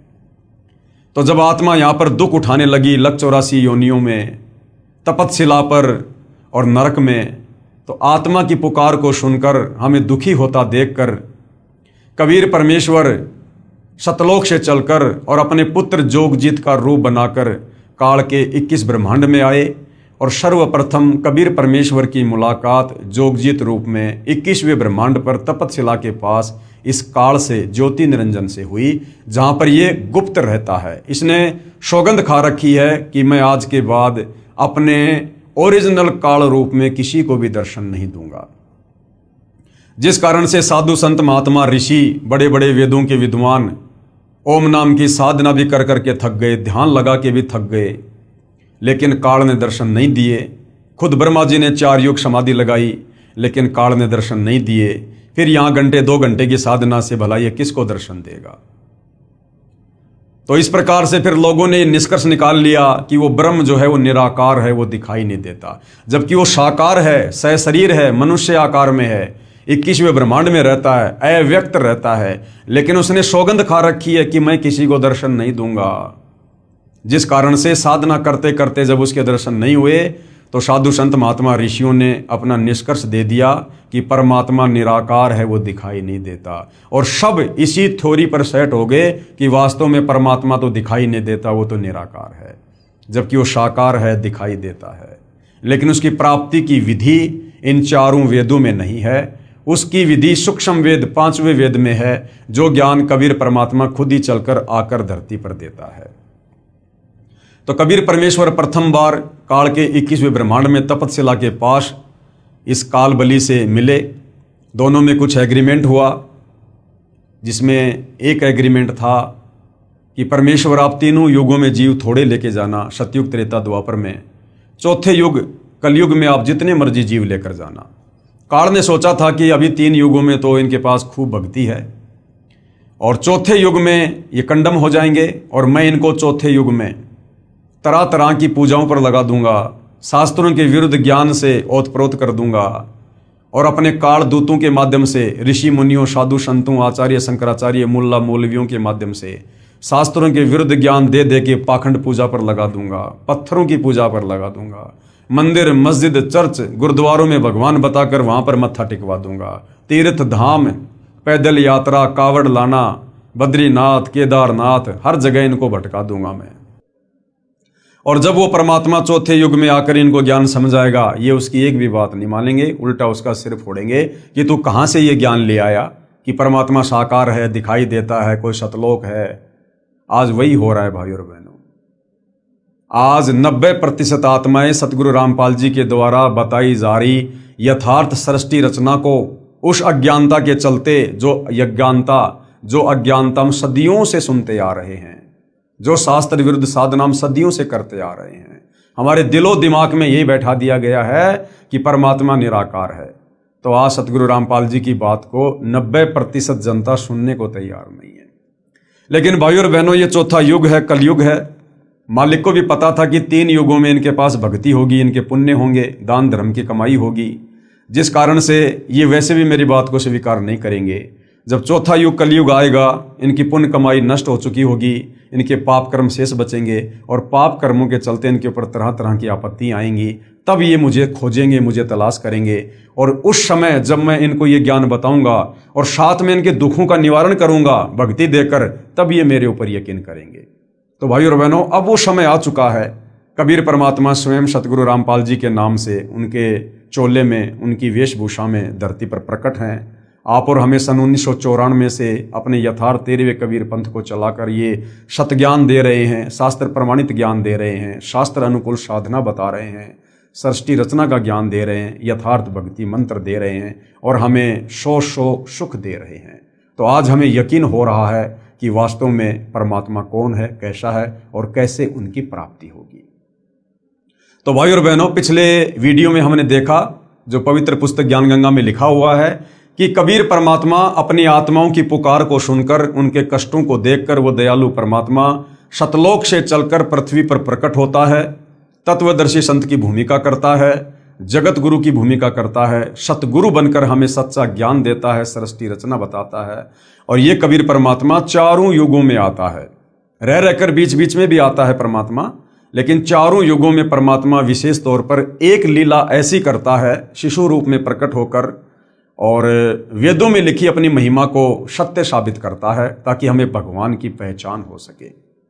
तो सतयुग में कबीर परमात्मा सत सुकृत ऋषि के नाम से प्रकट हुए, अपने तत्व ज्ञान का प्रचार किया, बहुत सी आत्माओं को अपने शरण में लिया और उनका उद्धार किया। उसके बाद कबीर परमात्मा जी त्रेता युग में वही कबीर परमात्मा सारी सृष्टि का रचनहार मुनिंद्र ऋषि के नाम से प्रकट हुए, आप और हम आत्माओं को तत्व ज्ञान समझाकर सतलोक ले जाने के लिए। त्रेता युग में कबीर देव यानी कबीर साहिब का मुनिंद्र नाम से प्राकाटे। नल तथा नील को शरण में लेना, ये नल और नील जिनके विषय में हमने रामायण में काफी बार सुना है, पढ़ा है, लेकिन हमें नल और नील की वास्तविक कथा का ज्ञान नहीं था, ना हमारे धर्म गुरुओं ने हमें बताया। शास्त्रों के विरुद्ध ही हमारे को ये कहानी बताई। वास्तव में नल और नील कौन थे और किस प्रकार से ये कबीर परमेश्वर जब मुनिंद्र ऋषि के नाम से आए थे, उनकी शरण में आए, और ये कथा क्या है, ये अब हम सतगुरु रामपाल जी के जो है कर कमल से लिखित पवित्र पुस्तक ज्ञान गंगा से समझेंगे। तो त्रेता युग में कबीर परमेश्वर जी मुनिंद्र ऋषि के नाम से प्रकट हुए, बहुत सी आत्माओं को अपने शरण में लिया और क्या क्या लीलाएं परमपिता परमेश्वर ने की आप और हम आत्माओं को शरण में लेने के लिए। नल तथा नील को शरण में लेना। त्रेता युग में स्वयंभू का मतलब होता है स्वयं प्रकट होने वाला, क्योंकि कबीर परमात्मा कभी किसी माँ के गर्भ से जन्म लेकर नहीं आता। इन्होंने पूरी सृष्टि को उत्पन्न किया है, इनको उत्पन्न किसी ने नहीं किया। ये स्वयंभू हैं, स्वयं ही प्रकट होते हैं। त्रेता युग में स्वयंभू यानी स्वयं प्रकट होने वाला कबीर देव यानी कबीर परमेश्वर रूपांतरण करके यानी अपने उस तेज पुंज वाले तेजोमय शरीर को हल्का करके मुनिंद्र ऋषि के नाम से आए हुए थे। अनल अर्थात नल तथा अनील अर्थात नील, शॉर्टकट में इनको नल और नील कहते थे। दोनों आपस में मौसी के बेटे थे। माता पिता का देहांत हो चुका था। नल तथा नील दोनों शारीरिक व मानसिक रोग से अत्यधिक पीड़ित थे। सर्व ऋषियों व संतों से कष्ट निवारण की प्रार्थना कर चुके थे। सर्व संतों ने बताया था कि यह आपका प्रारब्ध यानी आपकी पूर्व जन्मों की जो किस्मत है, उस प्रारब्ध का पाप कर्म का दंड है, ये आपको भोगना ही पड़ेगा। अर्थात भक्ति करने से वो प्रारब्ध का कर्म दंड नहीं कटेगा। ये हमारे नादान धर्म गुरु हमें कहा करते थे और फिर कहते थे भक्ति करो। अरे भैया, जब भक्ति से प्रारब्ध का कर्म दंड नहीं कटेगा तो फिर भक्ति करके समय भी क्यों बर्बाद करें। तो ये अज्ञानी थे भाइयों और बहनों, इनको शास्त्रों का ज्ञान नहीं था, परमात्मा के विधान का ज्ञान नहीं था और कहते थे कि नल और नील इसका कोई समाधान नहीं है, ये कष्ट आपने भोगना ही पड़ेगा। दोनों दोस्त जीवन से निराश होकर मृत्यु का इंतजार कर रहे थे। एक दिन दोनों को मुनिंद्र नाम से प्रकट पूर्ण परमात्मा का सत्संग सुनने का अवसर प्राप्त हुआ। सत्संग के उपरांत जो ही दोनों ने परमेश्वर कबीर देव अर्थात कबीर साहिब उर्फ मुनिंद्र ऋषि जी के चरण छुए तथा परमेश्वर मुनिंद्र जी ने सिर पर हाथ रखा तो दोनों का असाध्य रोग छू मंतर हो गया। कबीर परमेश्वर जो मुनिंद्र नाम से आए हुए थे, शीश पर हाथ रखने मात्र से नल और नील का वो असाध्य रोग समाप्त हो गया।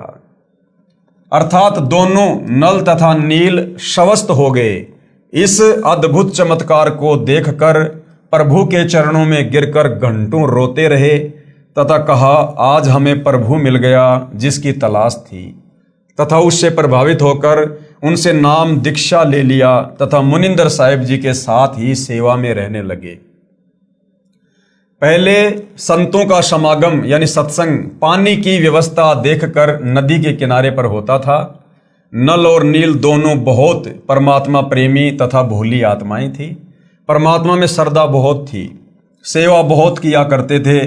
समागमों में रोगी व वृद्ध व विकलांग भक्तजन आते तो उनके कपड़े धोते तथा बर्तन साफ करते, उनके लोटे और गिलास मांज दिया करते थे। परंतु थे भोले से दिमाग के, कपड़े धोने लग जाते थे तो सत्संग में जो प्रभु की कथा सुनी होती उसकी चर्चा करने लग जाते। वे दोनों प्रभु चर्चा में बहुत मस्त हो जाते और वस्तुएं दरिया के जल में डूब जाती।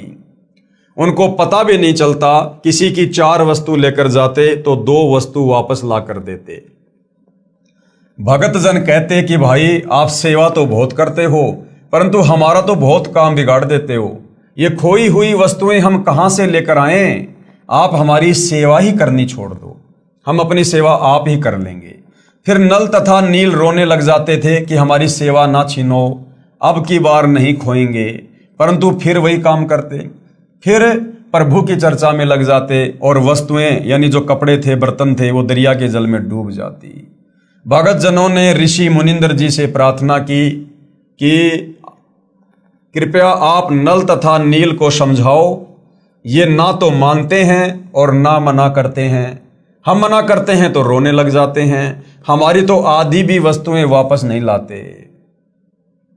ये नदी किनारे सत्संग में सुनी भगवान की चर्चा में मस्त हो जाते हैं और वस्तुएं डूब जाती हैं। मुनिंद्र साहिब ने 1-2 बार तो उन्हें समझाया, वे रोने लग जाते थे कि साहिब हमारी ये सेवा ना छीनो।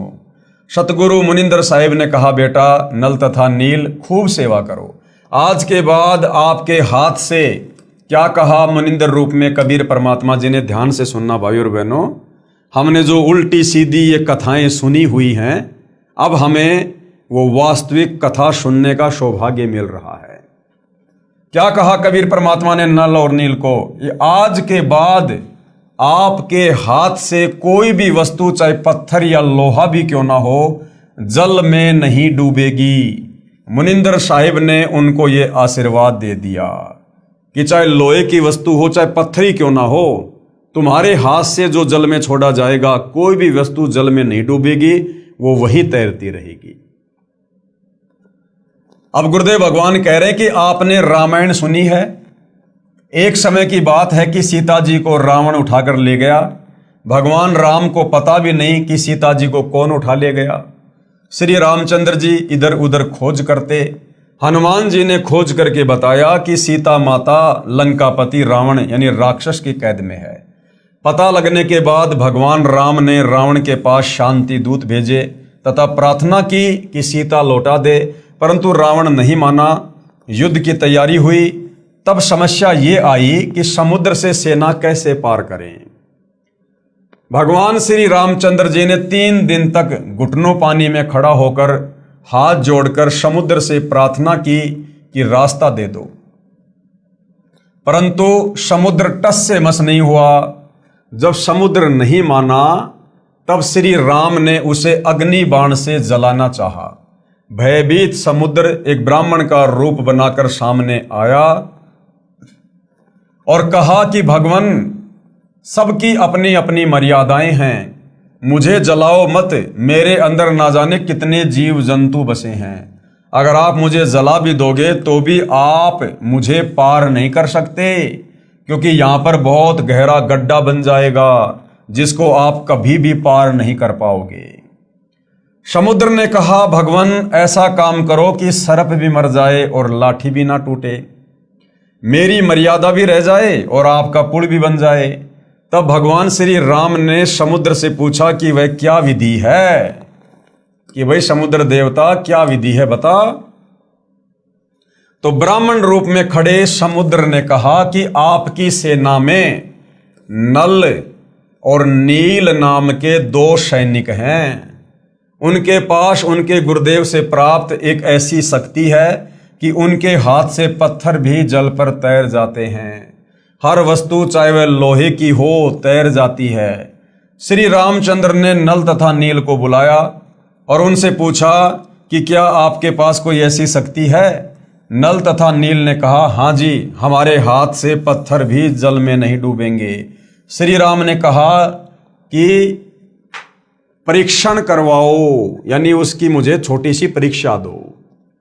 उन नादानों ने, नल और नील ने सोचा कि आज सबके सामने तुम्हारी बहुत महिमा होगी। नल और नील में अहंकार छा गया कि समुद्र पर पुल बनाने में रामचंद्र भी फेल हो गया, लक्ष्मण भी फेल हो गया, जामवत, अंगद, हनुमान, सुग्रीव, और आज हमारी महिमा बन जाएगी। तो उन नादानों ने अपने गुरुदेव भगवान को याद नहीं किया, अपने गुरुदेव को छुपा दिया ताकि किसी को पता ना चले। छुपाने का मतलब उन्होंने उस समय अपने गुरुदेव से कोई याचना नहीं की, दंडवत प्रणाम करके आज्ञा प्राप्त नहीं की कि हे गुरुदेव, हम तो तुच्छ प्राणी हैं, ये तो आपके द्वारा दी गई शक्ति है, आपका आशीर्वाद है गुरुदेव, आप दया करना, इसका पुलिया बन जाए। उन्होंने अपने गुरुदेव का जिक्र तक नहीं किया और कहा, जी हमारे पास में ऐसी शक्ति है, हम पत्थर भी तैरा देंगे। और जैसे उन्होंने पत्थर उठाकर समुद्र पर डालने चाहे, वो पत्थर डूबने लगे। उन नादानों ने, नल और नील ने सोचा कि आज सबके सामने तुम्हारी बहुत महिमा होगी। उस दिन उन्होंने अपने गुरुदेव भगवान मुनिंद्र यानी कबीर साहिब को यह सोचकर याद नहीं किया कि अगर हम उनको याद करेंगे तो कहीं श्री राम ये ना सोच ले कि इनके पास शक्ति नहीं है। यानी आज हमें गुरुदेव भगवान कहते हैं कि बच्चों, कोई भी कार्य करो, घर से बाहर निकलो काम धंधे के लिए, गाड़ी लेकर, पैदल, या बच्चे स्कूल जाते हैं तो सबसे पहले मंगलाचरण अवश्य किया करो। मंगलाचरण करते ही हम अपने गुरुदेव को याद करते हैं और हमारा हर कार्य मंगल ही होता है। तो उन्होंने ना कोई मंगलाचरण किया, ना कोई मंत्र जाप किया, ना अपने गुरुदेव को याद किया।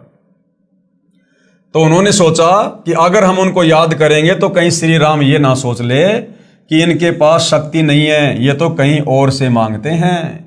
उन्होंने पत्थर उठाकर पानी में डाला तो वह पत्थर पानी में डूब गया। नल तथा नील ने बहुत कोशिश की, कई बार कोशिश की, परंतु उनके पत्थर नहीं तैरे, क्योंकि कबीर परमेश्वर ने, जो मुनिंद्र ऋषि के नाम से थे, उन्होंने शक्ति वापस ले ली। तब भगवान राम ने समुद्र की ओर देखा, मानो कहना चाह रहे हो कि आप तो बहुत झूठ बोलते हो, इनमें तो कोई शक्ति नहीं है। समुद्र ने कहा, नल नील, आज तुमने अपने गुरुदेव को याद नहीं किया। नादानों, अपने गुरुदेव को याद करो। वे दोनों समझ गए कि आज तो हमने गलती कर दी। उन्होंने सतगुरु मुनिंद्र साहिब जी को याद किया। सतगुरु मुनिंद्र यानी कबीर साहिब वहां पर पहुंच गए। भगवान रामचंद्र जी ने कहा कि हे ऋषिवर, मेरा दुर्भाग्य है कि आपके सेवकों के हाथों से पत्थर नहीं तैर रहे हैं। मुनिंद्र साहिब ने कहा कि अब इनके हाथ से तैरेंगे भी नहीं, क्योंकि इनको अभिमान हो गया है। सतगुरु की वाणी ये प्रमाण करती है कि गरीब जैसे माता गर्भ को राखे जतन बनाए, ठेस लगे तो क्षीण हो तेरी ऐसे भक्ति जाए। इस भक्ति को हमने मर्यादाओं में रहकर एक सच्चे शिष्य की भूमिका निभाते हुए इस प्रकार से सुरक्षित रखना होता है आत्म कल्याण के लिए, जिस प्रकार वर्षों बाद किसी बहन बेटी को गर्भ रहा हो, प्रेग्नेंट हो, और किस प्रकार से फिर वो अपने बच्चे को अपने गर्भ में सुरक्षित रखती है। खाने पीने में सावधानी, चलने फिरने में सावधानी, उठने बैठने में, काम धंधा करने में, रात्रि को सोने में भी वो करवट लेते समय कितनी सावधानी रखती है, कहीं मेरे बच्चे के ऊपर कोई दबाव ना आ जाए, मेरा बच्चा खराब ना हो जाए।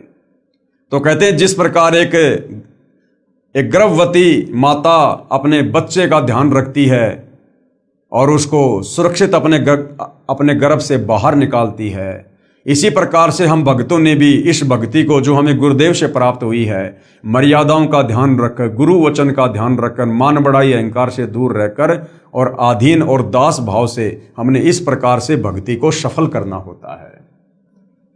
उस दिन के पश्चात नल तथा नील की वह शक्ति समाप्त हो गई। अब रामायण की कथा सुनाते समय हमारे ज्ञानहीन अंधे धर्मगुरु कहा करते थे कि नल और नील ने पत्थर तैरा दिए, जिस कारण से समुद्र पर पुलिया बना था, जबकि भाई और बहनों ये सत्य कथा नहीं है। उस दिन के पश्चात नल तथा नील की वह शक्ति समाप्त हो गई। श्री रामचंद्र जी ने परमेश्वर मुनिंद्र साहिब जी से कहा कि हे ऋषिवर, मुझ पर बहुत आपत्ति आई हुई है, दया करो, किसी प्रकार से ना परले पार हो जाए। जब आप अपने सेवकों को यानी भक्तों को शक्ति दे सकते हो तो प्रभु कुछ रजा करो। मुनिंद्र साहिब ने कहा कि ये जो सामने वाला पहाड़ है, मैंने उसके चारों तरफ एक रेखा खींच दी है, इसके बीच बीच के पत्थर उठा लाओ, वे नहीं डूबेंगे। श्री राम ने परीक्षण के लिए पत्थर मंगवाया, उसको पानी पर रखा तो वह तैरने लग गया।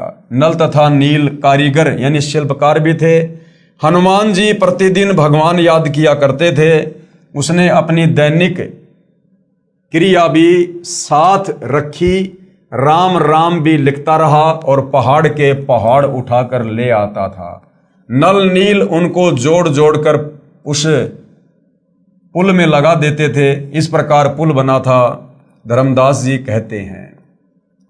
तो भाई और बहनों, आज से पहले हमारे ज्ञानहीन नादान धर्मगुरुओं के द्वारा हमें जो झूठी कथा बताई जाती थी कि नल और नील के हाथ से पानी में पत्थर तैरने लग जाते थे, तो नल और नील पुलिया बनाते समय उन पत्थरों को हाथ से छू दिया करते थे, जिस कारण से वो पुलिया बन गया। तो कोई कहता था कि हनुमान जी उन पत्थरों के ऊपर राम राम लिख दिया करते थे, जिस कारण से पत्थर तैर जाया करते थे। तो ये सारी की सारी झूठी कथा हमें बताई जाती थी। प्रथम बार कबीर परमात्मा अपने पुत्र जोगजीत के रूप में जब तपतशिला पर काल से मिले थे, बहुत सारे एग्रीमेंट हुए थे, जिनमें एक एग्रीमेंट ये भी था, काल ने कहा था कि आप नीचे जाओगे और त्रेता युग में मेरा पुत्र विष्णु नारद जी के श्राप के कारण मृतलोक में जाएगा, कौशल्या के गर्भ से जन्म लेगा और उसको 14 साल का वनवास मिलेगा, और वनवास के दौरान उसकी पत्नी सीता को, जो कि लक्ष्मी का रूप होगी, उसको रावण उठाकर लेकर जाएगा। और रामचंद्र सीता को वापस लाने के लिए समुद्र पर पुलिया बनाना चाहेगा, लेकिन उसका पुल नहीं बन पाएगा। हे परमेश्वर, आप जी त्रेता युग में मेरे बेटे का पुलिया बनवाना। तो अपने उस वायदे के अनुसार त्रेता युग में कबीर परमात्मा मुनिंद्र ऋषि के रूप में आए और अपनी वचन शक्ति से एक पहाड़ के पत्थरों को हल्का किया, जिस कारण से समुद्र पर वो पुलिया बना। अब हनुमान जी सेवक थे, रामचंद्र जी के भगत थे। वो प्रतिदिन अपना राम राम राम राम शब्द का जाप किया करते थे। तो हनुमान जी काम करते करते, पहाड़ उठाते उठाते उसके ऊपर मोटे मोटे अक्षरों में राम लिख दिया करते थे, जिससे उसका मंत्र जाप भी हो जाता था और काम भी हो जाता था।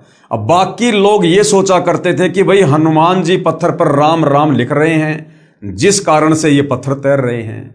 कुछ लोग सोचा करते थे कि ये नल और नील इनके हाथों में शक्ति है, इनके हाथों से ये पत्थर छूने के कारण ये जल में नहीं डूब रहे। क्योंकि मुनिंद्र ऋषि रूप में परमात्मा कबीर जी की, नल नील की और रामचंद्र जी की जो वार्ता हो रही थी, वो कुछ ही लोगों के बीच में हो रही थी।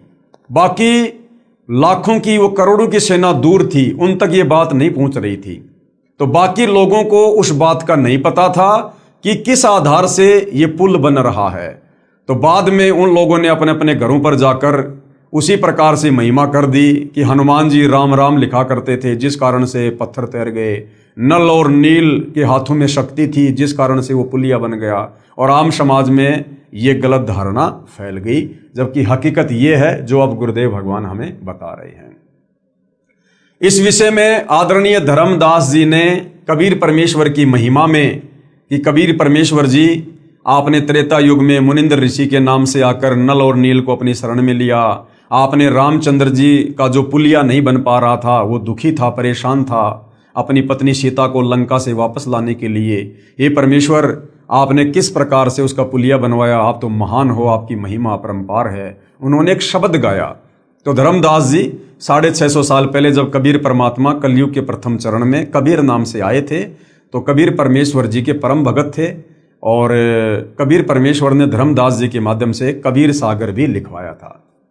तो धर्मदास जी अपने परमात्मा कबीर जी की महिमा में क्या कह रहे हैं? रहे नल नील यतन कर हार, तब सतगुरु से करी पुकार। रहे नल नील यतन कर हार, तब सतगुरु से करी पुकार। जब नल और नील 2-4 बार पानी में पत्थर डालकर फैल हो गए, फिर अंत में उन्होंने अपने गुरुदेव से प्रार्थना की, माफी मांगी। तब वहां मुनिंद्र रूप में कबीर परमात्मा जी जो है वो प्रकट हुए। रहे नल नील यतन कर हार, तब सतगुरु से करी पुकार। जा सत रेखा लिखी अपार, सिंधु पर शिला तिराने वाले। धन धन सतगुरु सत कबीर, भगत की पीर मिटाने वाले। उसके बाद कबीर परमात्मा ने जो रेखा खींची थी उस पहाड़ के चारों तरफ और पत्थरों को हल्का किया था, उसके कारण सिंधु यानी समुद्र पर वो शिला यानी वो पत्थर तैरे और वो पुलिया बना। इस प्रकार कबीर परमात्मा जी को धर्मदास महिमा दे रहे हैं कि हे कबीर परमात्मा, आप जी धन हैं और आप अपने भक्तों की पीड़ा को देख नहीं सकते। कोई कहता था कि हनुमान जी ने पत्थर पर राम राम लिख दिया था, इसलिए पत्थर तैर गए। कोई कहता था कि नल नील ने पुल बनाया था। कोई कहता था कि श्री राम ने पुल बनाया था। परंतु ये सत कथा ऐसे है जैसे आपको ऊपर बताई गई है। आगे सत कबीर की साखी पेज नंबर 179 से 182 तक। पीव पिछाण का अंग। कबीर तीन देव को सब कोई ध्यावे, चौथे देव का मरम न पावे।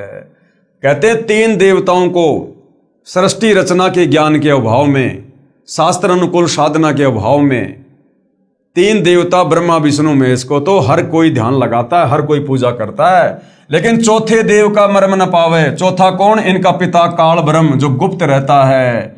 वेदों में, गीता में जिसको ब्रह्म कहा गया है, जिसने श्री कृष्ण जी के शरीर में प्रवेश करके गीता जी का ज्ञान बोला, कहते हो चौथे का तो कोई भेद भी नहीं जानता।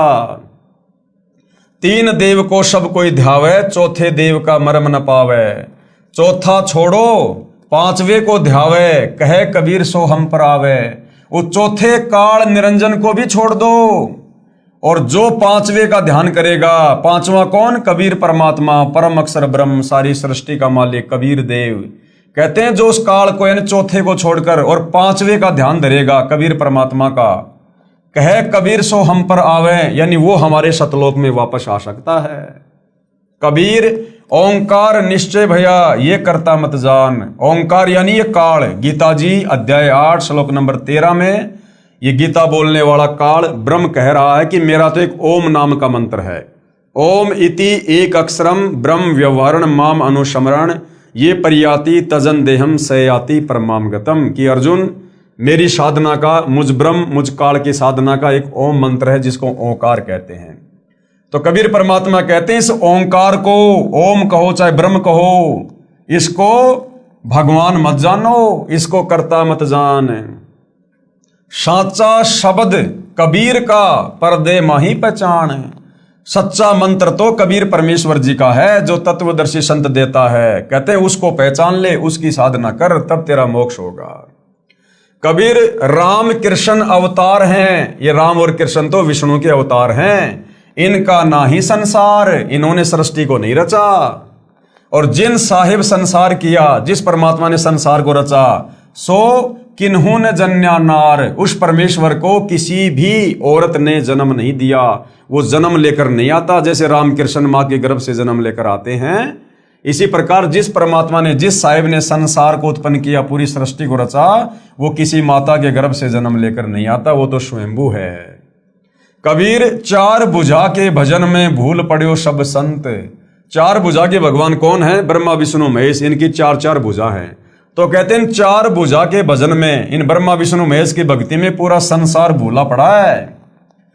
और कबीरा सुमरो तास को जाके भुजा अनंत। और कबीर परमेश्वर हमें भक्ति समझाने के लिए एक भगत बनकर कह रहे हैं कि मैं कबीर तो उस भगवान की भक्ति करता हूं जिसकी भुजा अनंत है, जो अनंत कोटि कलाओं का स्वामी है। कबीर समुद्र पाट लंका गए सीता को भरतार, ताही अगस्त मुनि पी गयो इनमें कौन करतार। नादानी के चलते, सत्य कथा का ज्ञान ना होने के चलते, सृष्टि रचना के अभाव में हमारे नादान धर्म गुरुओं ने हमें बताया कि श्री रामचंद्र जी भगवान हैं, करतार हैं, परमात्मा हैं। इन्होंने समुद्र पे पुलिया बना दिया। तो परमात्मा कहते हैं वैसे तो तुम्हारी बात सही नहीं है, हकीकत तो वो है जो अभी आपको बताई गई। मुनिंद्र नाम से कबीर परमात्मा त्रेता युग में आए थे और उनके आशीर्वाद से वो पुलिया बना था, पत्थर हल्के हुए थे। लेकिन चलो, जैसा ये लोकवेद है, सुनी सुनाई बातें चल रही हैं कि रामचंद्र जी परमात्मा है, समुद्र पे पुलिया बना दिया, सेना को पार कर दिया। तो कबीर परमात्मा कहते कि नादानो, अगर तुम इसी छोटी सी बात को लेकर श्री रामचंद्र जी को भगवान मानकर बैठे हो कि उन्होंने समुद्र के ऊपर जो है वो पुलिया बना दिया, तो परमात्मा जी कहते हैं कि एक अगस्त नाम का ऋषि था, उसने तो एक घूंट में 7 समुद्रों का पानी पी लिया था सिद्धि से। तो बताओ फिर तुम्हारा राम बड़ा हुआ या फिर वो अगस्त ऋषि बड़ा हुआ?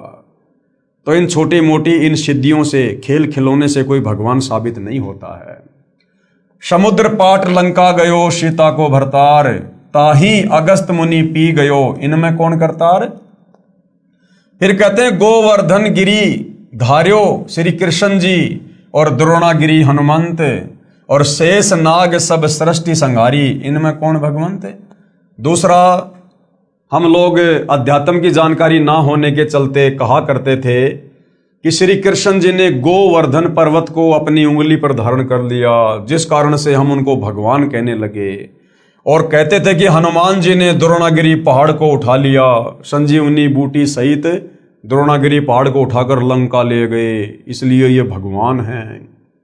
तो परमात्मा कहते हैं वैसे तो हकीकत कुछ और है। कबीर परमात्मा ने ही श्री कृष्ण जी का रूप बनाकर और गोवर्धन पर्वत को उठाया था, और जो द्रोणागिरी पहाड़ था उसको भी कबीर परमात्मा ने ही हनुमान जी को शक्ति देकर उठवाया था।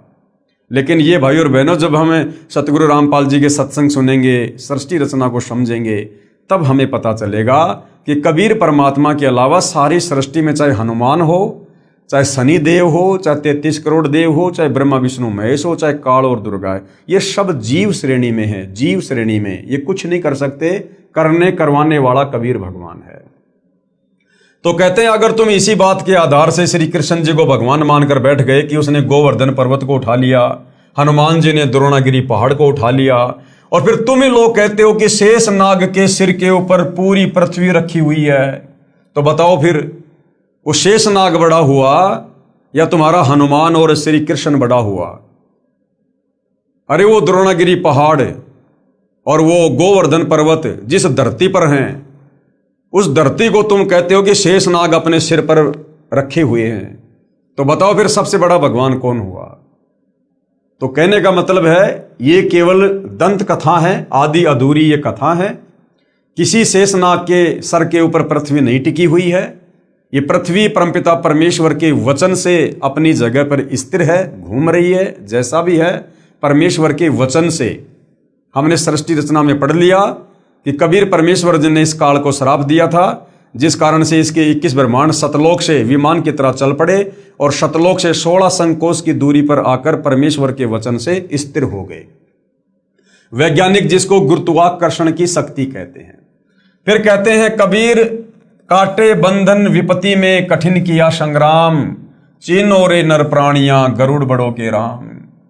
फिर हमें क्या बताया जाता था कि श्री रामचंद्र जी इसलिए परमात्मा हैं कि इन्होंने लंकापति रावण को मार दिया और सीता जी को वापस लेकर आ गए।